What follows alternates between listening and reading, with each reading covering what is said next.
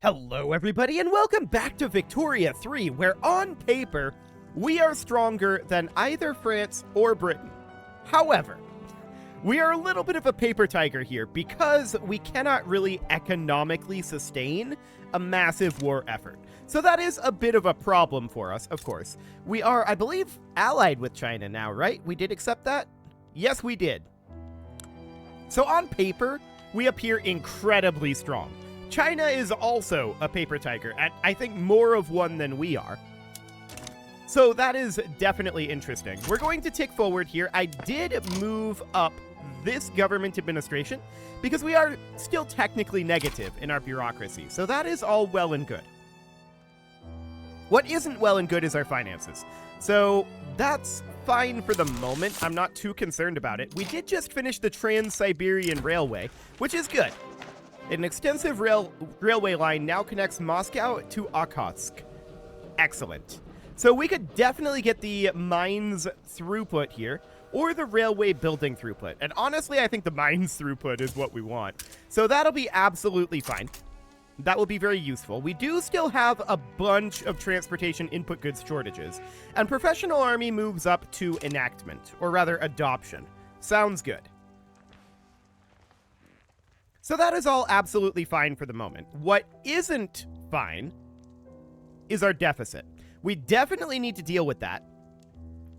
And the question is, how do we want to deal with it? I mean, building these universities... Oh, the political movement to enact freedom of conscience just disbanded. I was going to do that after Professional Army, because that would have gotten us like 1.7 million loyalists. Okay, that's a little sad. That changes things in that case. Okay. Well, building the universities is not necessarily the way to deal with this deficit in that, I mean, it'll help our research, which is good. But what it won't do is really help our deficit all that much at all. That won't be great. We do have a surplus right now of bureaucracy, so that's, I guess, okay. And ironclads are considered expensive, but the number of ironclads that actually needs to be produced is so minuscule that I don't really care. This is not really a problem. So, what do we need to do to deal with this financial situation? Well, we can definitely tackle it from a couple different directions. I would like to tackle it from the side of constructing raw resources, ideally. Coal would be a good target for that. So if we were to do that, we would go into our resources here. Oh, we can build a gold mine. We absolutely want to do that. That is top priority. Then we can think about coal mines. And let's sort by earnings here. Okay. I'm going to build one coal mine. What else do we have access to? Railway, steel mill, fertilizer plant. I guess we could build a logging camp. Okay. That seems reasonably fine. I want this gold mine at top priority. Beyond that, I'm going to put this government administration here, and then we will insert that kind of like that. Now, that's not going to fully turn around this deficit, obviously. But hopefully that'll put a little bit of a dent into it. And once we get Professional Army passed, and we're currently working on the Bessemer process, hopefully we can get some of this turned around. That would be ideal. Now, we still have low production in some areas. No doubt about that. Specifically, in some of our shipyards, apparently. In Kamchatka? Okay. Price of engines? Fair enough. Not really going to do anything about that one right now. I want to hop in here. We have some issues with our artillery foundries. Where? Specifically the one in Ingria. Okay. I don't care about that either, to be honest. That's absolutely fine. Vast sums of money flowing into politics, you say?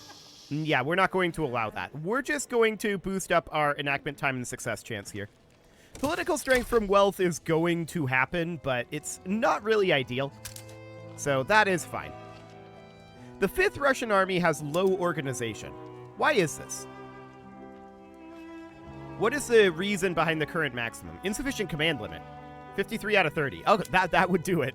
Okay, we're going to promote this guy up. And that should solve that problem. Excellent. Looks good. There's a revolution in Anatolia. That's interesting. As a hypothetical, Ukraine is allied to the Ottoman Empire, who is very busy now, all of a sudden.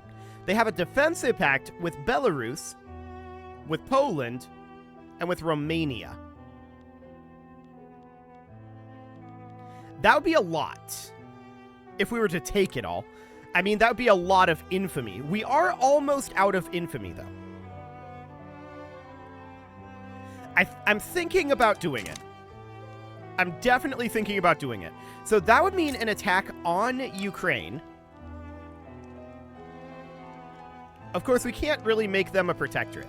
We could take, like, a state or two from them. Like, for example, Crimea. This is not at all reminiscent of anything. But we could take Crimea, definitely. We could take... I mean, a lot of these are going to be a lot of infamy. We could just take Rostov. And then after that, it would be about attacking Belarus and Poland. So Belarus, as a hypothetical, we could get a protectorate. So that would be about 40 in total. And then if we were to protectorate Poland, that would be 36. Why is that 36? Multiplied by 15 due to total population of target. Okay. So that would be quite a lot if we were to get Poland there. Noted. And of course, Poland and Austria have a defensive pact. So if we were to just not target Poland, based on my read of this tooltip, which only comes into effect in diplomatic plays where one of the two is the target of the play. So if we were to not have, and that says the target, so I don't think that's only the primary target. I think that's if we make any claims on Poland whatsoever, Austria would come in.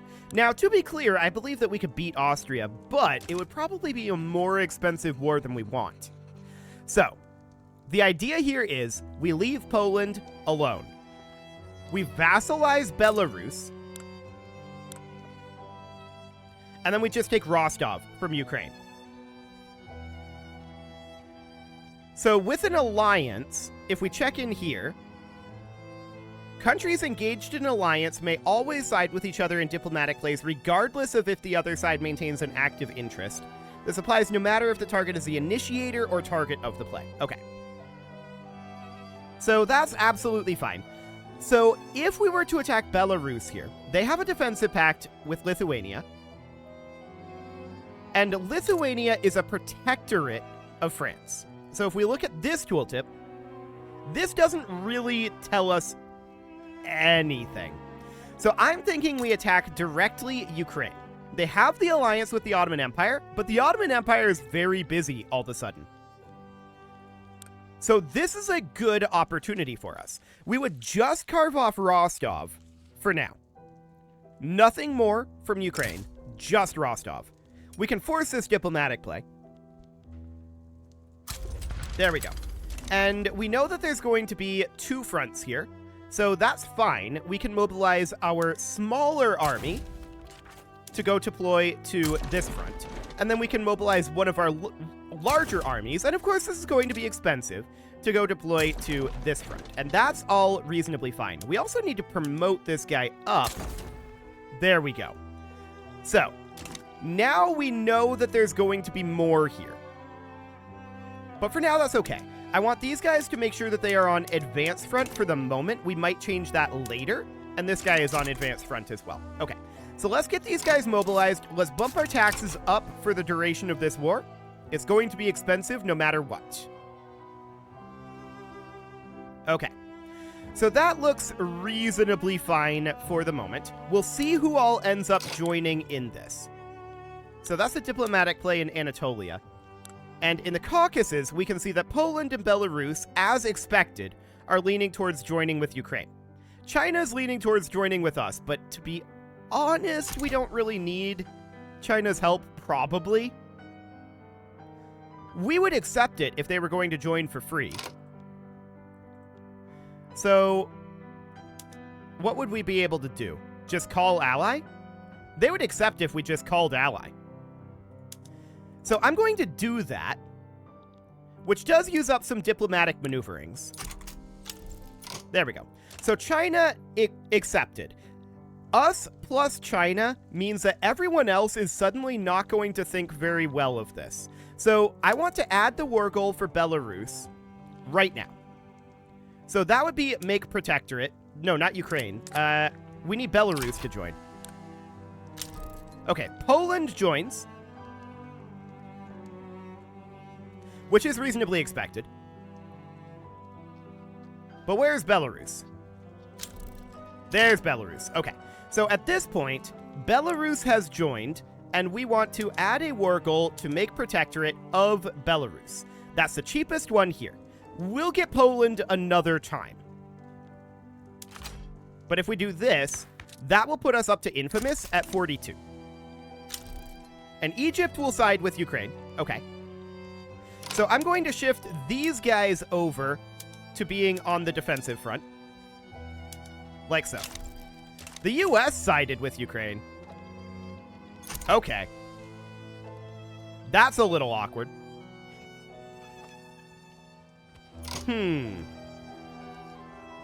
Well, we can send our navy to go deploy out over here. I don't know if we can really deal with the US's navy, but we can try. We can try to at least delay them. Ukraine sided with the Ottoman Empire down here, though. So there's a lot of awkwardness going on right now. No doubt about that. We may need to mobilize an additional army. I'm going to mobilize this one and send it to this front. This is going to be expensive, and we know this. So we should probably consider tossing in some additional war reparations here. So war reparations, Ukraine will exist after this war. War reparations on the US, absolutely, if we can. War reparations on Egypt, and war reparations on Poland. Something like that. Okay. We hit a stall on the professional army. That is rude. We can take a setback on that, though. That's fine. Okay, so our armies are traveling over to the front. China is in this, remember, but they're a paper tiger. So we can't really count on too much from them, in all honesty. But we'll see. How strong is the US right now? 61-27? Okay. Probably manageable is the answer, but they're going to arrive here before the war breaks out, which is unfortunate. But we're okay on this front for right now. I want these guys to move over to a defensive footing. Our plan is the same as the last war. They have no one defending the Bessarabia front down here. I don't know why this is apparently an AI blind spot, but it seems that it is. So we're just going to be holding this front. If China wants to throw manpower into attacking, that's fine. But we're just going to defend that front, and we're going to attack from the rear here, is the idea. Now, we are holding a couple of armies in reserve here. We may want to mobilize this army. This will be expensive, no doubt about it. I'm going to do it. We're going to send these guys down. For the time being, I'm going to keep holding our National Guard in reserve. Okay. So more forces continue to arrive all the time.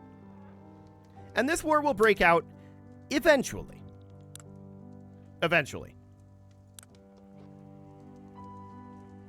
So we're at -5 on this front right now. We are mobilizing up a couple of these armies, and this is very expensive stuff, right? We're not surprised about that in the slightest. For the moment, we're just going to continue to push through here. And the idea is we hold this front while attacking this front, as we did before. The French declared neutrality. We now have professional army. Great. That's actually really good timing. -10% morale loss. So we'll take that. Colonial exploitation. I think we're not going to do any major law changes at this moment. And war with Ukraine has indeed broken out. Okay, so we're going to be defending along this front. And we're, of course, attacking down here, which is great. There is currently this battle happening between Ukraine and China, which China's actually winning. We like to see that. There's this battle happening between us and Belarus, which we're losing. A defensive battle there, but that's okay.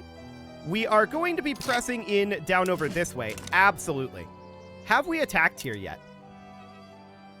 Well, I do want to make sure that we have our strategic objective being, like, Kiev up here. Okay, so we're going to do something like this. Excellent. Are you guys actually attacking? They're still at 99% mobilization, but they should be attacking here. And yes, they are. We are occupying out over this way. Looks good. So, on this front up over here, where's our actual balance? Minus 23? Okay, noted. This doesn't actually matter. We can give territory here and push in this side. So that's absolutely fine. We're very happy about that.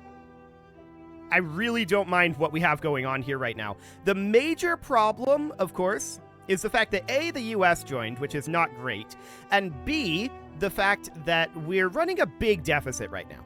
That said, 94K is construction goods, so most of this can be solved by pausing our constructions. I'd prefer not to do that at this exact moment. So we're continuing to occupy out over here. There's a lot of occupation actually happening. And that looks good. There's a lot of battling happening up here, but we can see that they are really dropping below their... They're really dropping their war score a lot. An awful lot, actually. So the US just wants to humiliate us, but they also want... Ukraine, specifically, wants to take back some of the territory that we took previously. That's fine. We can see here that the US war support is currently at 90, so the US is actually down below us. I love it. Obviously, no one will accept this peace deal yet, but this seems absolutely great. What do we have going on over here? Okay, we are winning this defense. That is good. So currently we're at minus 12 on this front. Okay. And we have an isolation. Yeah, that's not shocking at this moment. So a couple of new fronts have broken out here. Okay. We need to figure out where everyone's going. I want you to go to this front. I want you to go to this front. I want you to go to this front. And I kind of want to split these units in half right now. So you're traveling to this front? Yeah, that's good. Do it. So we're going to have 2 armies on each front here. But this is a very awkward set of movements that just happened here. The way that this front split in half is very awkward, but it's, I think, good for us. Okay, so we're going to carve Ukraine out of here pretty quickly, I think. The real question is Belarus at this point, but I absolutely want to push in... Oh, there's Bessemer process. Okay, so we can upgrade our steel mills, which we're very happy to do. That is this down here. That is going to increase our consumption of iron, but that's probably okay for the moment. Cool. So I want to put all of our units at this point. Now that we've cut these fronts in half, I want to put all of our units on the attack, including these lads, who are currently engaged in a battle, but I'm still going to make sure that they're on attack, which they are now. Perfect. We do see a bunch of forces heading up over here. This side should actually probably go onto the defense, now that I think about it. There's a lot of forces heading in over here, and we just want to carve out this front and push in here very, very quickly, and then pivot our forces over, would be the idea. So these battles are occurring out over here, and we're winning them. That looks good so far. This front, we are switching over to a defensive footing on, because that's where the majority of the enemies are. We would like to see enemies not joining over here, but at this point, the question is, can Ukraine drop below 0? Yes, we have occupations in Rostov now, so that looks perfect. We can also start working on a new technology, and we should do this. Let's go for reinforced concrete for additional construction sector building throughput. That'll be fine. Okay, so we see another front Oh, I see what happened here. Okay, this is awkward. They put this front back because we didn't arrive in time. So, I want these guys to travel to this front. I want these guys to remain where they are. And these guys should be at this front, but they're already being deployed there. They're just being moved out over here.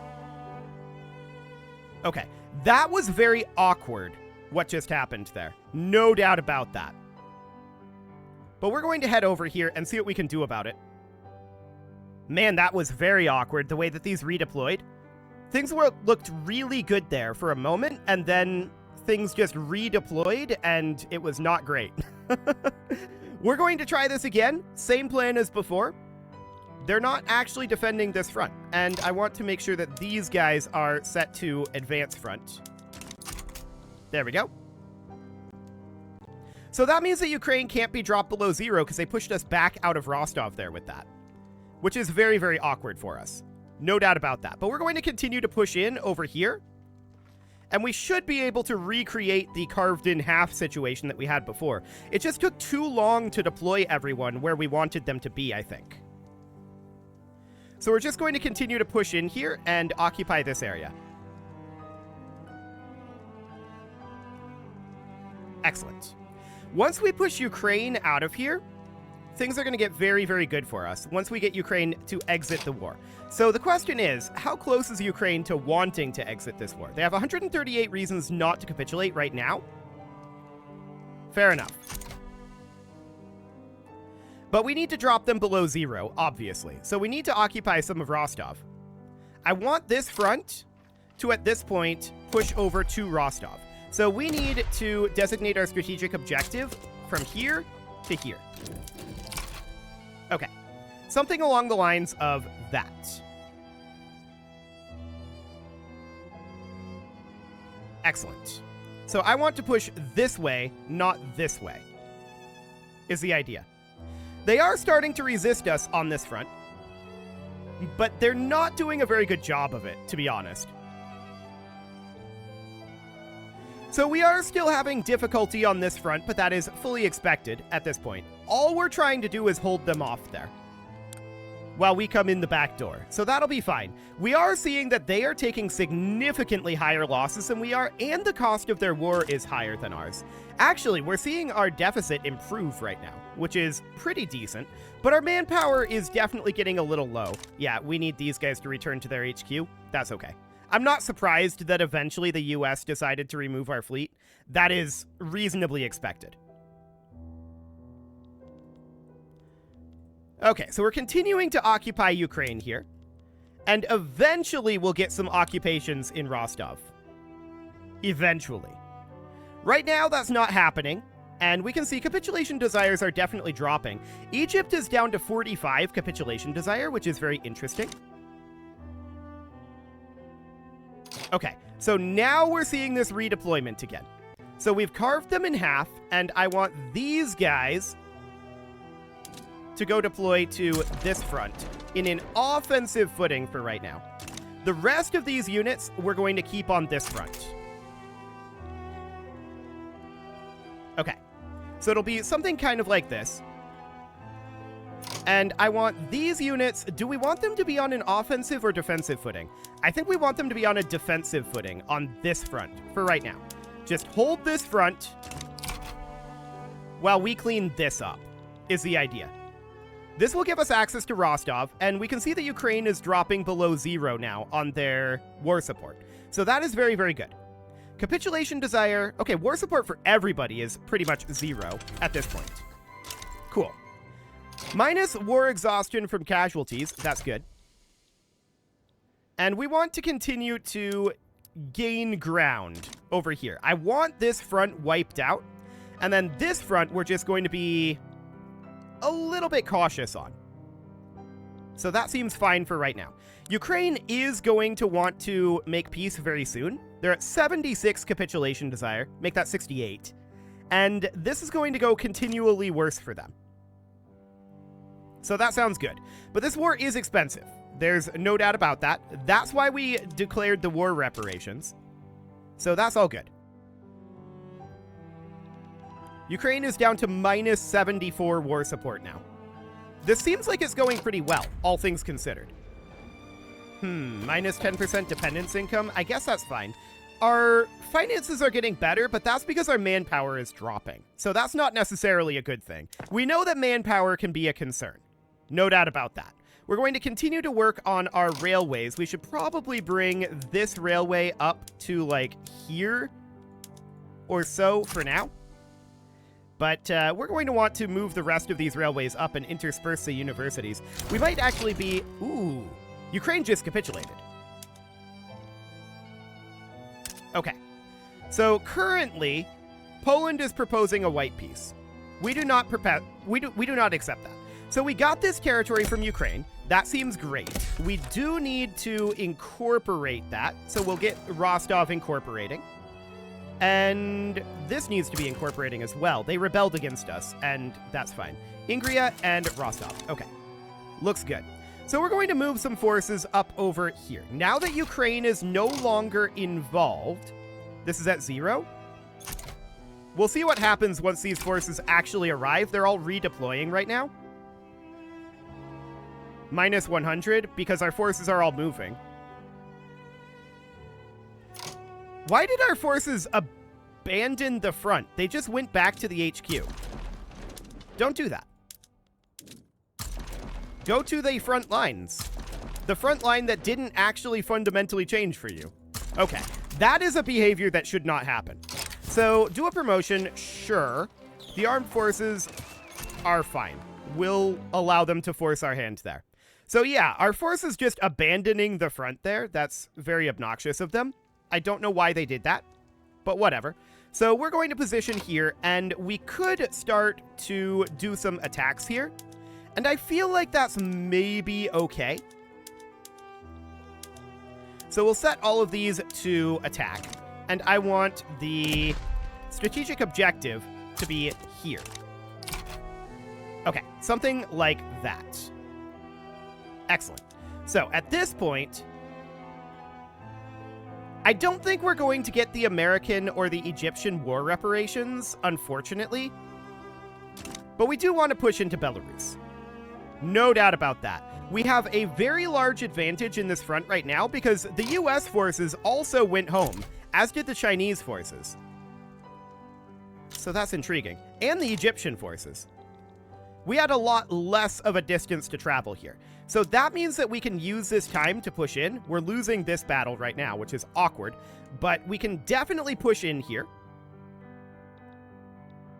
In theory. And yeah, this guy is going to lose the battle, but we need to be starting up other battles here. Badly. Because these guys are going to come back. Eventually. Okay, so we start up another battle here. And we're winning this one. That is excellent. So we're going to take back the territory that we lost from abandoning the front. Which is fine. We don't have any problem with that right now. But what I really want to do is start occupying Belarus so that we can drop them down below 0.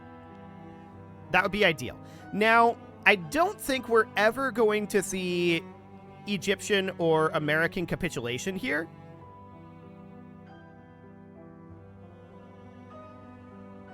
Yeah. So I think we're going to have to drop the Egyptian and the American war reparations. It was worth a try. But at this point, this makes them much more likely to accept this peace deal, which is good. This battle is going nicely, but it's slow. It's definitely slow. Gold has been discovered. Excellent. And there was a train robbery as well. Very rude. So at this point, I want to check to make sure that there isn't any additional gold mines that we can build. There's not. And we win this battle. Although I didn't see any territory change hands there.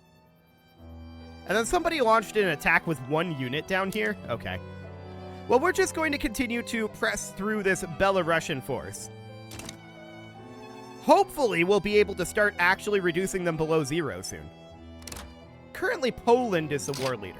So they are proposing, rather, a white peace.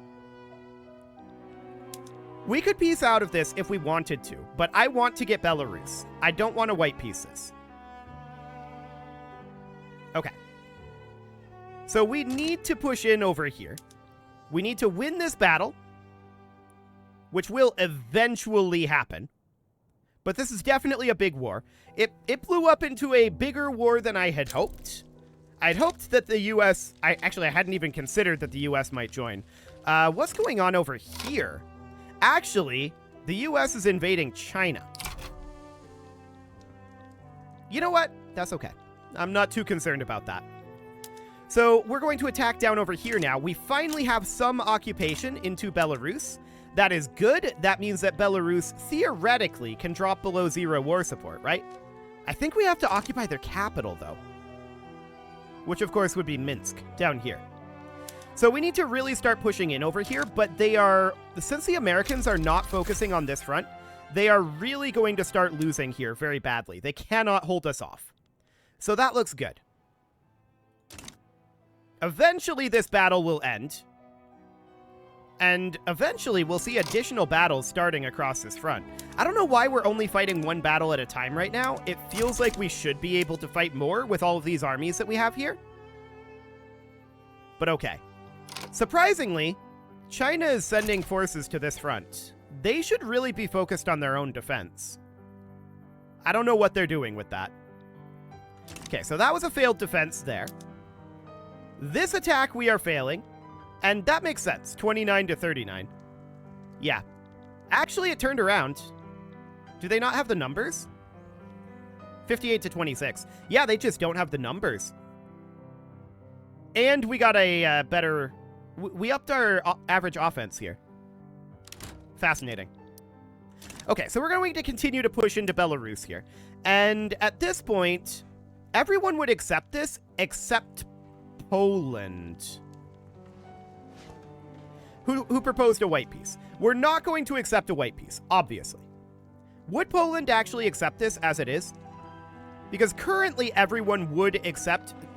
Oh, this is a white peace. Hang on. Everyone would accept a white peace. That makes sense. We need Belarus to accept the protectorate portion of it, though. So we're not at that point yet. China, go defend yourselves. Like, come on. They're being a distraction for the US, and honestly, I'm okay with that. Okay, so we can see that Poland's at minus 151, Belarus is at minus 205 here, and minus 12 and minus 22. That's fine. We're going to continue to press in down here, and they really can't keep this up. Eventually, we're going to start to see this front very much crumble, which would be good. We do want to have these battles wrap up, though. We're running out of time for this because we're approaching our credit cap. So that is definitely a problem. Absolutely, that is a problem. So Great Britain has declared France to be their rival. No shockers there. And that was a failed defense for them. Looks good. We immediately launch yet another attack, and we are winning that one as well. And this one out over here, China launched an attack, and Poland is successfully defending that. I'm not shocked about that one necessarily. Okay. So obviously the US is occupying significant portions of China. And how's the US doing on that capitulation desire? Minus 50? Okay, and minus 36 here. Noted. We really need to get a portion of Minsk under control here. So this attack might get us some. We'll see. Nope, it did not. Okay, we did not instantly launch another attack, unlike the previous ones, but our manpower is improving across the board, so that's looking good. There's absolutely no way they can sustain this if our manpower is going up and they keep losing these battles, and that's the reason why they're doing these white pieces. Now, China just pieced out. The US is going to take time to redeploy back over here, but they will eventually do it. So that is a concern. We want to knock Belarus out of this war after Belarus is willing to accept the protectorate here, which currently Belarus would accept. Egypt would accept, and the US would accept. Oh, this is a white piece. They're proposing yet another white piece. Never mind, we need to continue to press in. Eventually, we'll get Minsk. And for right now, what I want to do is I want to change our strategic objective to be here, because we appear to be bypassing Minsk right now, which I don't want to do. So we're absolutely crushing the Polish army right now. We have occupation everywhere except Minsk, which is very unhelpful. Very, very unhelpful. Obviously, we're winning this attack, and we're winning this attack as well, so that looks great. We'll have Belarus occupied pretty quickly here, and the US forces are a long ways away still. They will eventually arrive. And we need to have this cleaned up before then. So we're definitely seeing a Minsk attack here. This is potentially another Minsk attack. So that looks good. These are both going to be wrapped up very soon, and that will allow Belarus to be dropped below 0 on this, on these reasons here. So that is reasonably fine.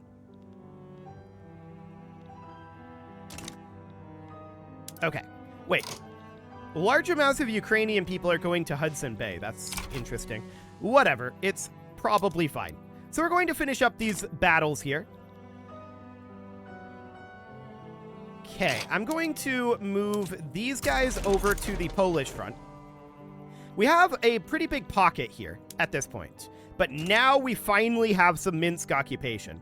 And these guys are, of course, going to start pushing into Poland. In theory, anyway. So they did manage to arrive in time to prevent us from getting free pushes there, but that's fine. Belarus is pocketed, and I don't think that the US can really feasibly get here at this point. So that's absolutely great. Eventually they're going to want out of this war, but it is not yet. Belarus still is not going below 0. Neither their capital nor the following war goals are being occupied. We are occupying their capital, but not fully, I suppose. So I guess we'll continue to attack Minsk here. There are a number of forces here that need to be eliminated. And eventually they will be. And we're continuing to push into Poland as well. I'm just watching the US forces. They don't seem to have anywhere to go. I think that they cannot get here at this point. So this is absolutely great. I mean, they could launch like a naval invasion of us up over here or something, but I think this is fine. So Belarus is now finally fully under our control.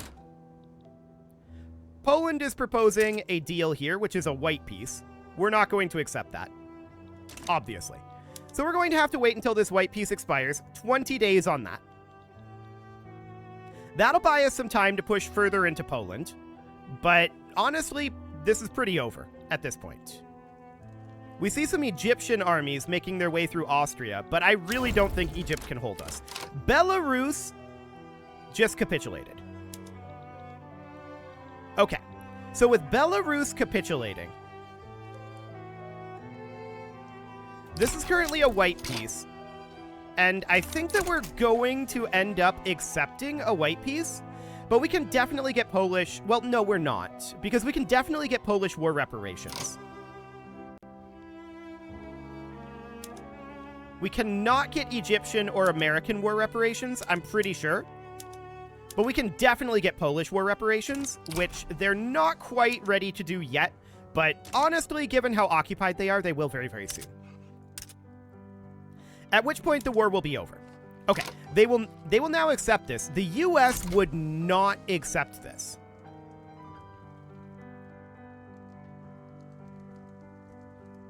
I guess we'll just have to occupy a little bit more of Poland. Poland will capitulate very soon, at which point it'll be a white peace, right? So that's fine. Poland is now fully occupied. Okay, so Poland just capitulated. At this point, Egyptian war reparations and American war reparations are not an option. So I think we just set terms to white peace and propose the peace deal, and we get out of this. There we go. Excellent. So that'll be fine. Now, we are very negative financially. A large amount of that is interest payments. This isn't shocking, but we're going to probably end up pausing our construction and using this money to pay off some of these debts until we're no longer in quite the same point that we were. But it is past time to put a cut in here. That was a little bit of a long episode, no doubt about it. but it is time to put a cut in here. So I'm going to go ahead and do that. And next episode, we're going to see about letting our infamy drop a little bit, although it's not super high. And we really do need to focus in on fixing our economy. So that is going to be a thing that we are going to work on. You can leave your offerings to the engagement gods in the form of likes, comments, subscribes, and bell ringings, and a very special thank you to all of the channel members for making this video possible, including ALS Gamer, Shadow Wolf, Andy McGar, Upper Cumberland Gamers, Nick Smarty, Dimitri H, Punching the Microphone, Soccerman12UK, Kentogan, and all the rest. And of course, you. Thank you for watching. If you'd like to support the channel, you can click the join button down below the video. And as always, I will see you all next time.